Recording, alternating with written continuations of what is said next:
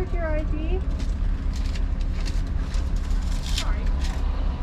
I knew I was forgetting something. There's your ID. So you're gonna turn right where that blue sign is. Uh-huh. And then you'll follow the one-way signs all the way around to 114. Okay. That pink ticket lets you in and out of the park till 10 p.m. Just because at 10 p.m. our gates do close. So you can get out anytime you like, but not back in until 6 a.m. Okay. Awesome. Great. Have a good one. Thank you. Thank you.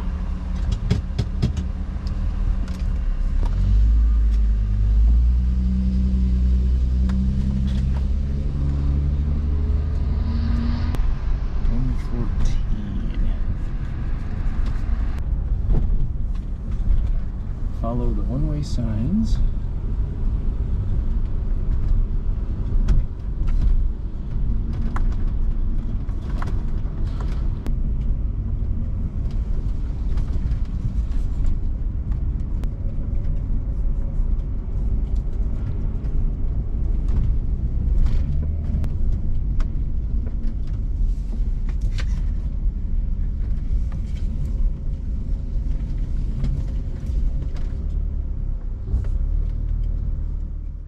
Hey y'all, it's been a day,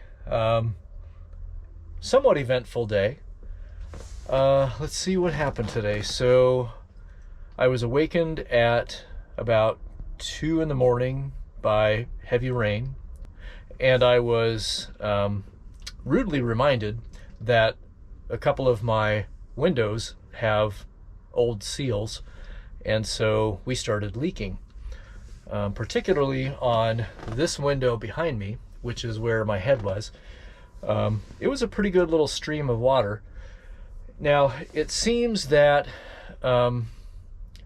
it's only under heavy rain. Light rain, there wasn't really a whole lot going on. I mean, I have tested these windows with a garden hose, trying to find out where exactly the failures are. And parts are non-existent. The seals just can't be purchased. So I've actually been shopping for replacement windows, and I've sealed what I can, but I just wasn't quite sure what and how much it was leaking. And you really need an actual rainstorm to show you that. Splashing water on it doesn't really do the job from a garden hose, but an actual rain will show you everything that's wrong, and it did. So I had this window leaking. The one that I thought was going to leak didn't leak at all. And I did some sealing on that one, and I guess I got it. And then a window up front, the one over the little dining room table, was seeping a little bit. I pulled, that's a slide up window. So the windows back here are tip out, and they pinch against the rubber seals, and they're not making good seals.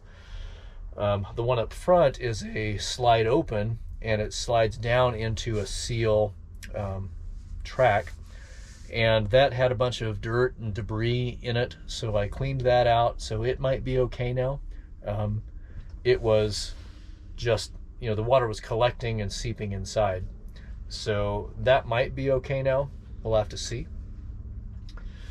So yeah, so that was the middle of the night. So I woke up every hour or so to replace the towel that I have down behind the bench seat here, so that it didn't cause a pool of water somewhere else that I couldn't see, and it was just running straight down onto the towel. So that worked out okay. It was a pretty decent amount of water, not a flood, but the towels are wet. Then I was awakened. I slept in, and about 8 o'clock, I was woken to the sound of the landscapers. They were setting up a dumpster and a station to chop up logs and stuff. I don't know what they were doing. I was in the Walmart parking lot, so I guess it was time to do some tree trimming. So I moved across the parking lot over on the other side and went in to use my bathroom at Walmart. And before I went inside, I did a once around the van just to see if anything else was a problem. And I was taking a look at that window to see if I could see where the water was coming in.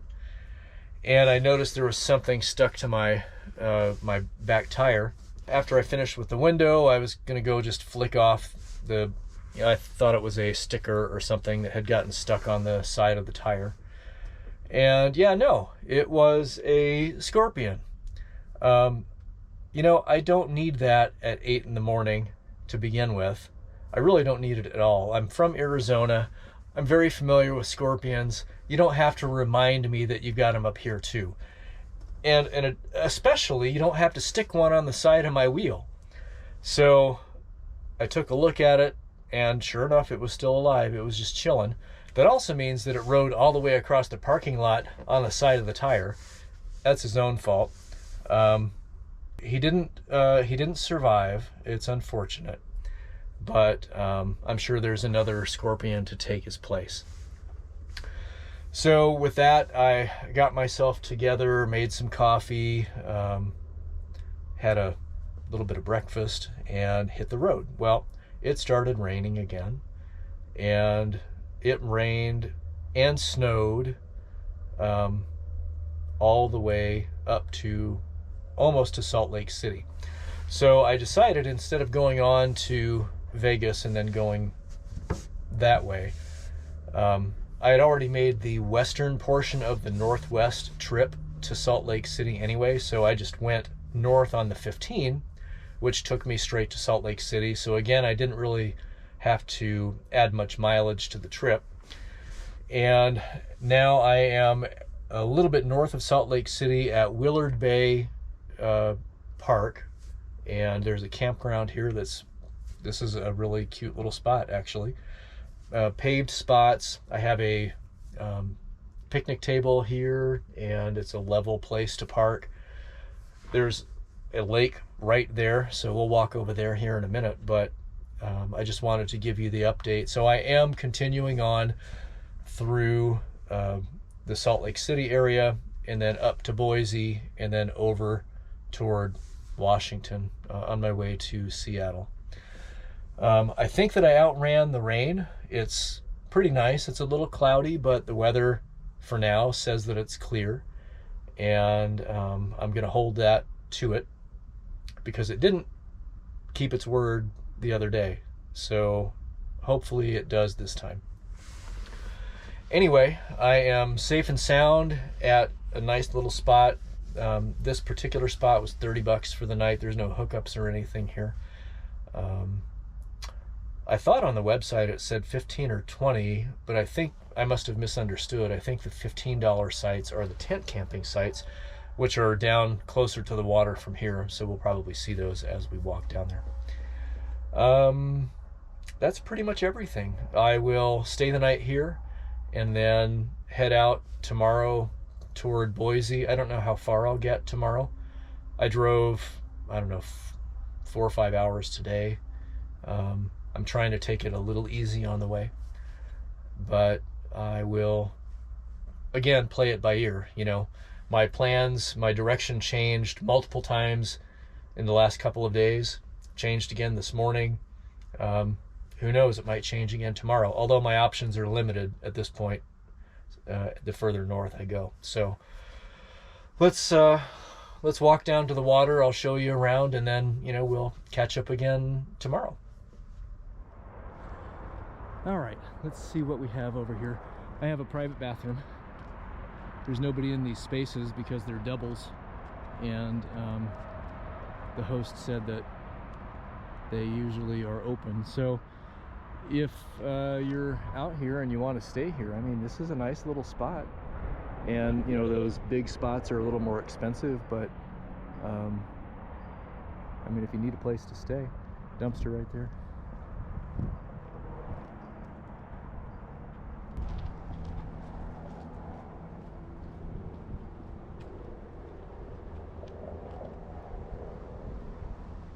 I'm glad I didn't take this spot. They've got a generator sitting out over there.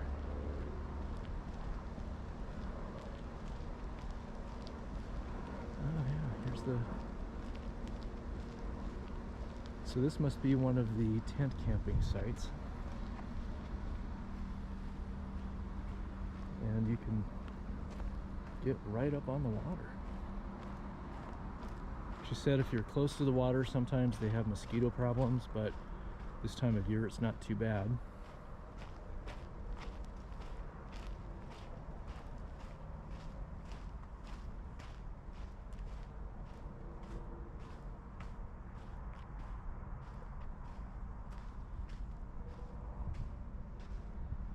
Well, this is neat.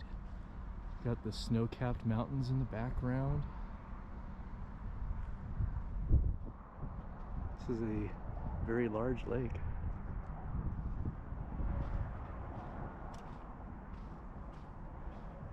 Pretty cool. If I had a tent, I would be tempted to come down here. I don't know how cold it's going to be tonight. I haven't checked the weather, but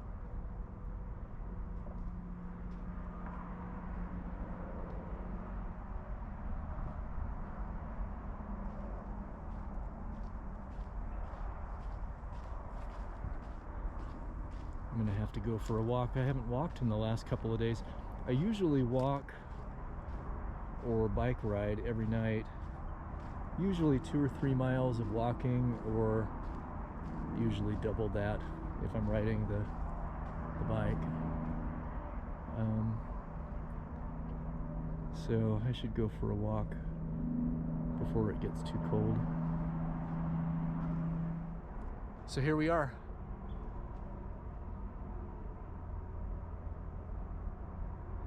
I can hear the road noise from the freeway. It's actually really close to the 15, which is convenient.